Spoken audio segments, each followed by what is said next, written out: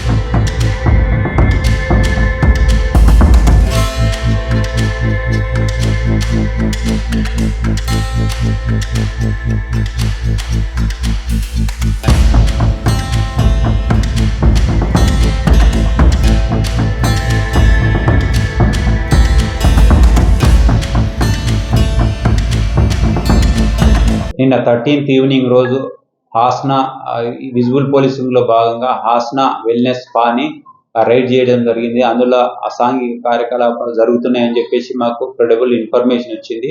దానిలో భాగంగానే నిన్న ఆ స్పాని రైడ్ చేసి అందులో ఒక 18 మెంబర్స్ని కస్టమర్స్ని 15 మెంబర్స్ని ఉమెన్ థెరపిస్ట్లని పోలీస్ స్టేషన్ తీసుకురావడం జరిగింది. అందులో వీళ్ళు ఏదైతే స్పా ఉందో వాళ్ళు కరెక్ట్ రూల్స్ పాటిస్తలే అదే భాగంగా మేము రైడ్ చేయడం జరిగింది. యాక్చువల్గా ఈ స్పా రన్ చేయాలంటే వీళ్ళు క్రాస్ మసాజ్ ఉండకూడదు. క్రాస్ మసాజ్ చేసేటప్పుడు ఇంకో మెన్ను కూడా ఉండాలా. ఖచ్చితంగా ఆ రూల్ పాటిస్తలేరు.